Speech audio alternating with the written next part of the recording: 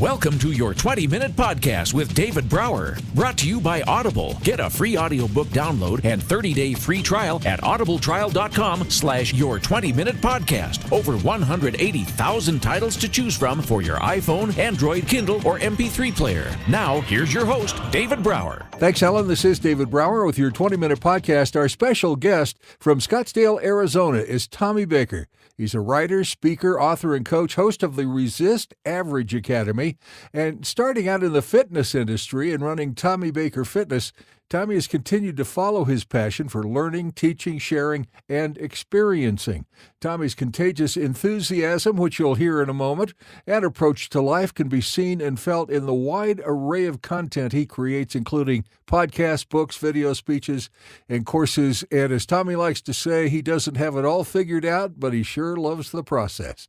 Tommy Baker, welcome to the show, man. Nice to have you here. David, thank you so much for that incredible intro, and hats off to you for getting to 200 episodes or on your way there. It means you're doing a lot, and I'm excited to contribute to your mission. Well, thank you very much. Yeah, it is fun. There's no question about it. And as you know, you've got well over 100 podcasts, if I remember right, and that's really kind of the thing where you like people to start off with, right, is to go to your podcast and get a feel for who you are and what you do and how you do it? Yeah, absolutely, because you know, much like you, I love the podcast platform, and I feel like the audio experience is so intimate. So I always tell people, if you hop on my podcast, and my shows are a little longer than yours, and you stay with me for 60 minutes, you're either going to love it and want to come back immediately, or you'll be on your way. So that's definitely the best place to immerse in what I do. But so excited to be here today. That's cool. So Resist Average Academy. Tell me where the name came from and what it means.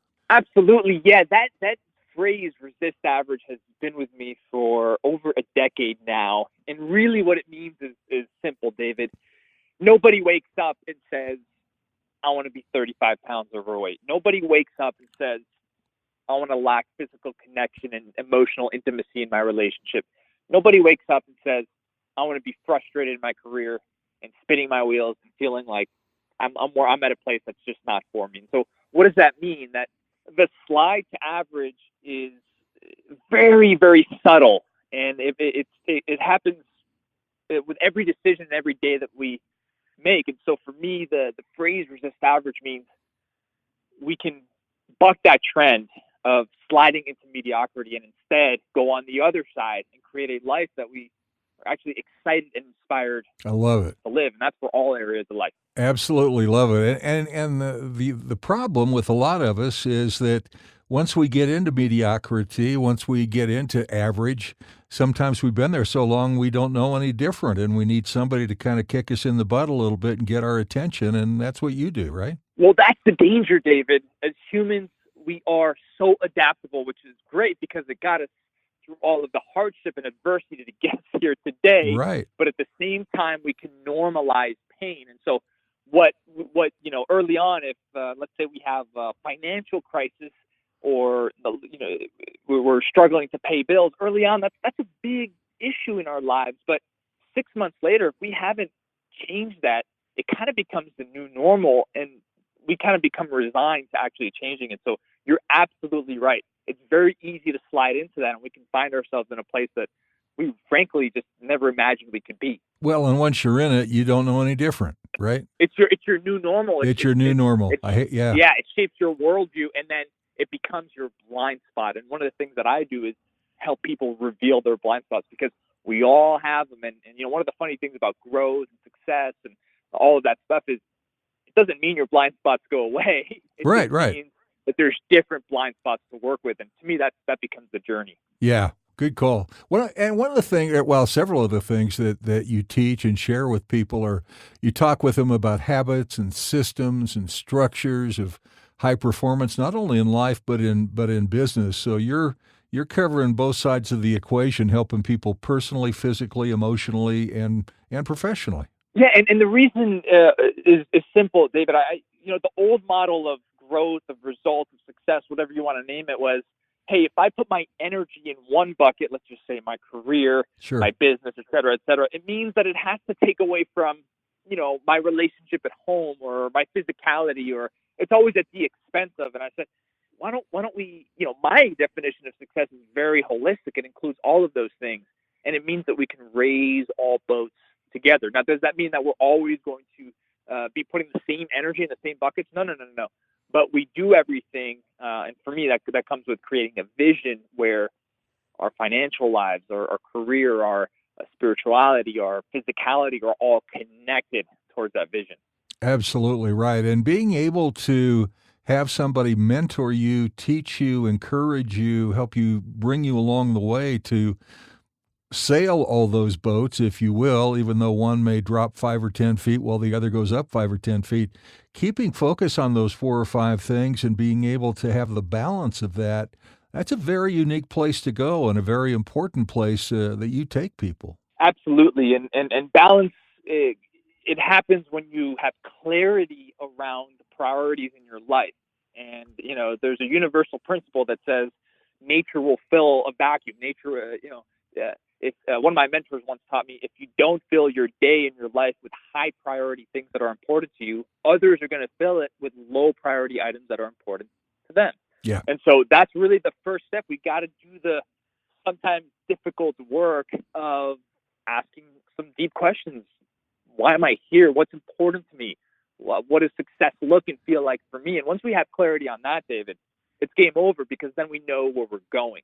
Absolutely right. I'm thinking back for many, many years of my life, knock on Formica, not so much anymore, but I was focused on being a people pleaser, right?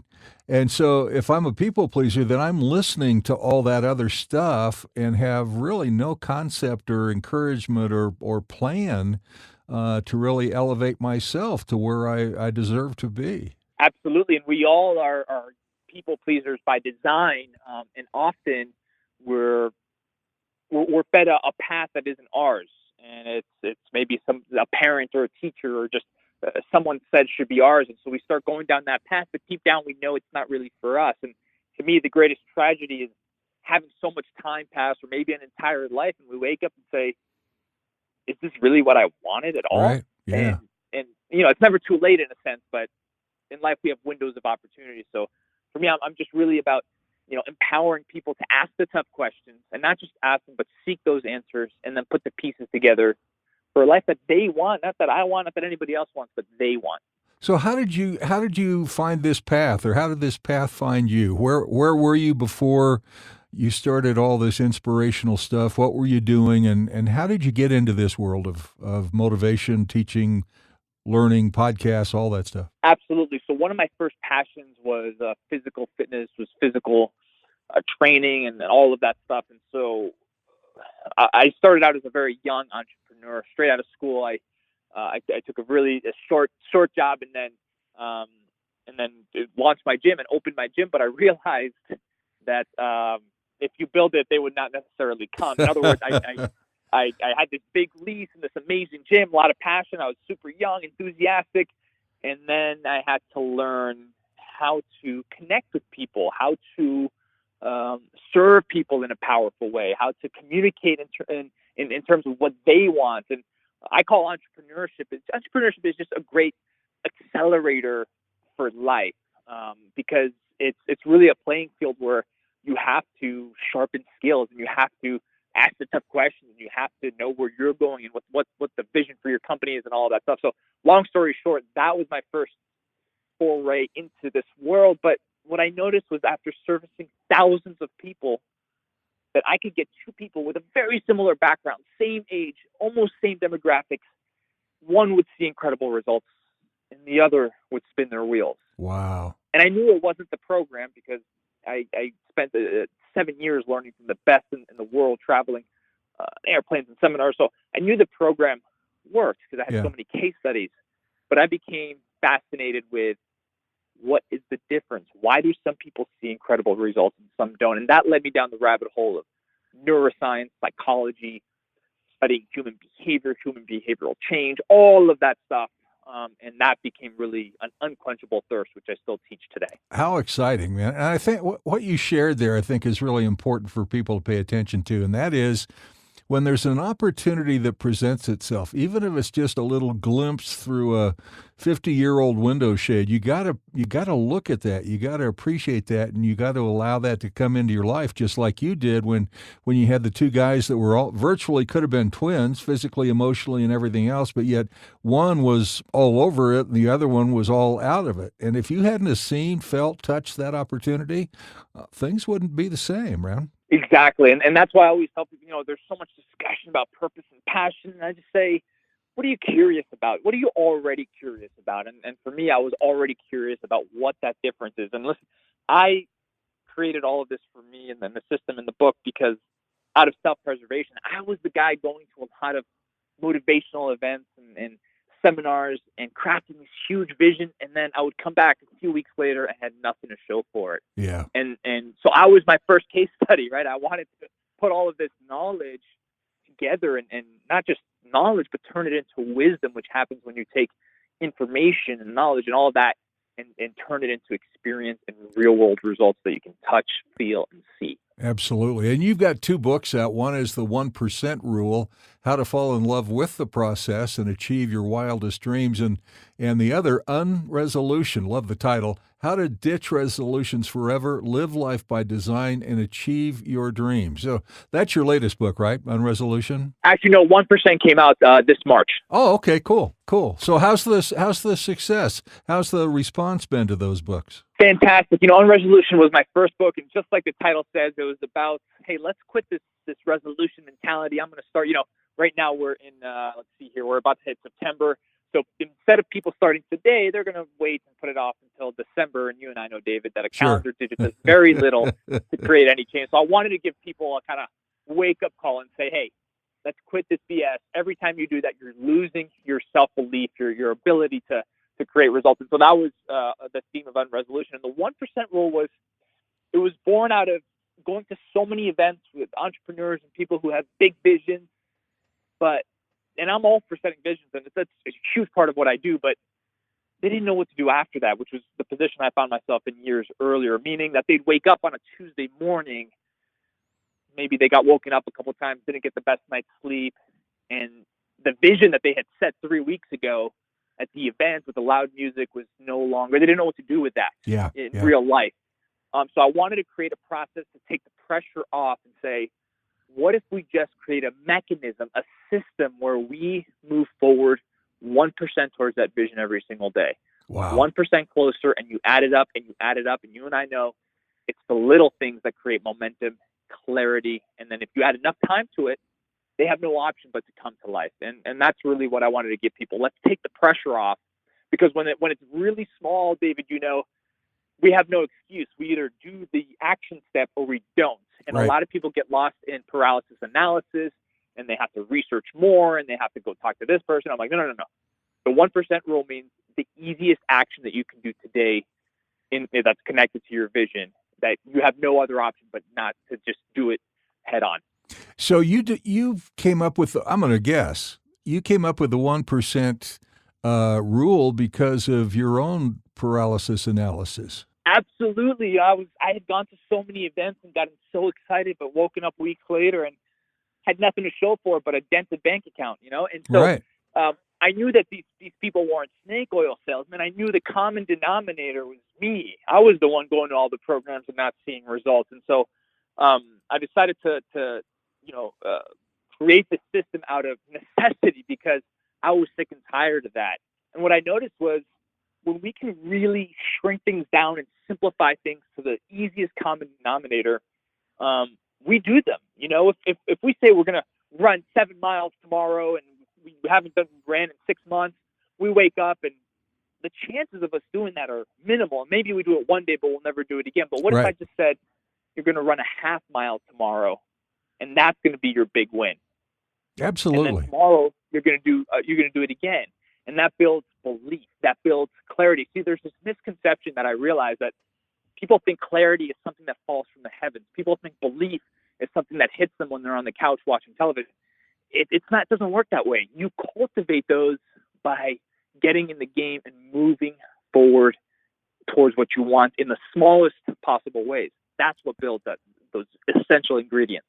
And it goes back to baby steps is the easiest way for people to translate what you're saying, I think, is it's just baby steps combined with education, learning, and commitment, because you've got to make that commitment. You've got to be willing to take those baby steps. You've got to be willing to learn how to take them, and that's where you come in helping people get in the right place at the right time and reach the success they didn't know they could have. And baby steps, they add up. Baby steps lead to exponential steps. Yeah. But trying to hit a home run, I always say, if it's your first at bat ever and you're trying to hit a grand slam at the World Series with the bases loaded, that's too much pressure. It was just way too much pressure. Yeah. But what if I only asked you to get on base once out of 4 times in that game? And what if it was a bunt? What if all you did was a bunt and you stole a base and you got on base and your batting average was .250? Right. That's a win. That's Absolutely. a win. The fact that you're on base is a win, and that takes the pressure off, which is really what I wanted to give people. Take the pressure off and celebrate today's win and tomorrow's win. And I think your baseball analogy is perfect, because some of the most celebrated players in history had batting averages of .250, .260. You know what I mean? Absolutely. And here's why they were great, because they were able to sustain that for a decade. Exactly right. And they did it through coaching, learning, motivation, commitment, trial and error, all the things that you're talking about. Fascinating what you do, man. And you are so connected with your website, Facebook, Twitter, Instagram, YouTube, LinkedIn, podcast, all that stuff. And folks, all you have to remember is Resist Average Academy. And even if you just do a search for Resist Average, you're going to find Tommy everywhere on the planet. What's your next big adventure? Are you traveling, speaking? Are you waiting for new clients to rip down your door? What are you doing?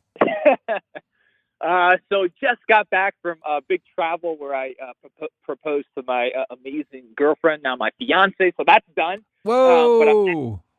Congratulations. Thank you so much. But actually, for the rest of, so I'm actually have started my next writing project, and that's really what I'm immersing myself within right now. Really in the early phase of a lot of research and a lot of taking time to think and write here and there. But I create content every single day. So anybody that wants to check it out, search Resist Average Academy, podcast, writing, you'll see it on there. But that's my next big thing, just going back in the trenches to create some new stuff. And when you go to the website, folks, it's Resist Average Academy. Knowledge, inspiration, and action, which are 3 key words to what you do and how you do it. Live life on fire, strategic design that allows you the freedom, fulfillment, and impact you were destined to create. And I think destined's a cool word, because oftentimes we don't think we deserve we don't deserve to take that exponential step. We're just going to get stuck in baby steps for a long time. 100%.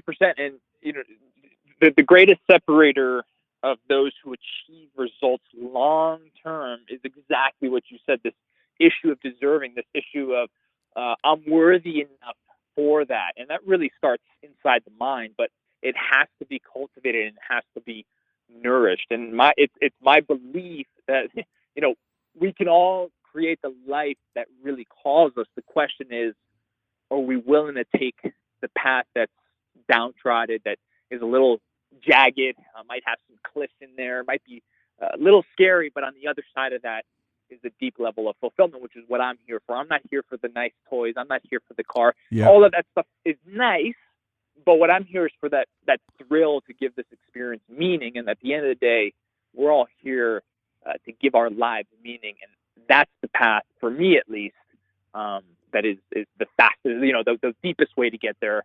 That's going to last the test of time. Perfectly said. Folks, you got to reach out to Tommy, and the website, again, is, where did it go?